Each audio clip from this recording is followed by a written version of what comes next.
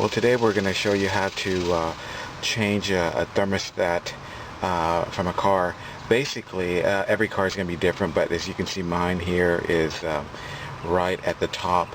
So you see the first thing you want to do, and I've already done this basically, but you see this pipe right here, I've got the camera in my hand, I can't really let go of it, but this pipe right here was connected to this end of the pipe right here, and it was just a matter of taking this screw off and then putting a pan underneath the car, as you can see it down there, to catch all the excess antifreeze. So I've already done that. I took the screw off, took my pipe off, and then there was two screws that were run here, and the other one, it was down here at the bottom of this, and all I did was just unscrew them off, and then you get it off like this, like that. And the thermostat was actually this little piece right here, and it cost like about maybe $9 at the AutoZone, but it was basically sitting like this. See this little notch right here? It's kind of like loose. Well, if you can remember, it goes right here where the bolt is, and it was right there. That way you line it up properly. So there it was. So basically, I'm taking out the old one right here. This one doesn't really control the temperature of the car anymore. Basically, when the engine gets really hot, this right here thermostat opens up, and then it allows the antifreeze to come from the radiator into the engine and cool it down when it gets to a certain level. So my car was overheating, my Isuzu, so it wasn't really, it was kind of stuck. So this needs to be replaced, and this is only about maybe, it cost me like $9 at AutoZone. But I got my new one. I got it right here. It comes with a new one, and it also comes with a casket. The casket, you probably didn't even tell, but when you take it off, you'll notice that it'll have this piece of kind of cardboard type of material right here, and that's called your casket. That's kind of like the cushion. It'll be corroded on yours, but you know, just scrape it off because you don't want any excess off. Take the old casket off, and what you're going to do is you're going to put the new casket on there, and then the thermostat, and put it back together again. Okay, I've got my new thermostat right here, and let's go ahead and take it out. And here it is right here. And all we're going to do is we're going to put it in. You know, when you take your thermostat out, you want to take note as to how you took it out. Take really note, and the way you took it out is the way you're going to put it back on.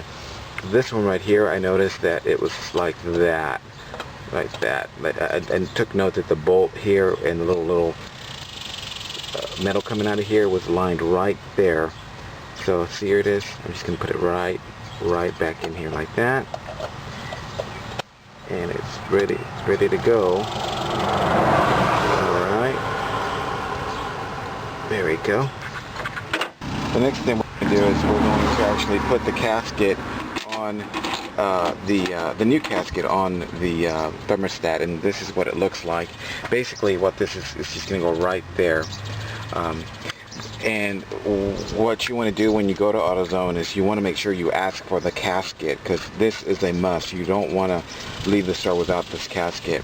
And basically what we're going to do is we're going to put this high temperature silicone all around it, all around the casket, because this allows it for not to leak, and it's a really good sealant. So the kind I got was the high temperature RTV silicone casket maker.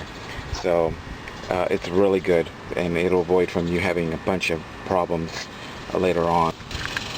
Now that you got your casket on there, we're going to go ahead and put our pipe back on here.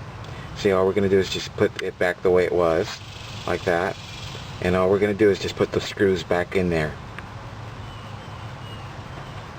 Okay. The next thing you want to do is you want to actually screw them back in. So that's what I'm doing right now. I'm actually screwing it back in.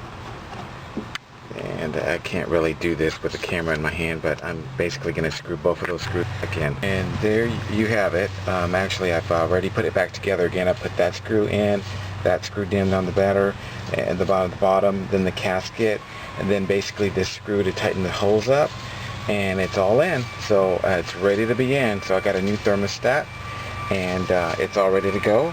And that is how you replace this thermostat, if you can see that. Yep. All right, we'll see if that should stop the overheating. All right. Forgot to mention one thing. When you put it back together, you want to make sure your radiator here, make sure that it's full. You see it's kind of empty because it spilled when we took that pipe out. So remember to get your pot, your little plastic container. You don't want any of that antifreeze on the floor because your pets will die. It is toxic, so make sure you put it in a bottle and you take it to the nearest fire department or a place where they accept hazardous liquids. You don't want to pour it down the drain or in the river in back of your house or anything like that. Never do that. Or down the gutters. You want to make sure you take it and store it in a bottle and take it to and dispose of it properly. But what you want to do is fill this up with antifreeze and make sure that your reservoir is full and at the max as well, and then you're ready to go. All right, that was it. Thanks for watching.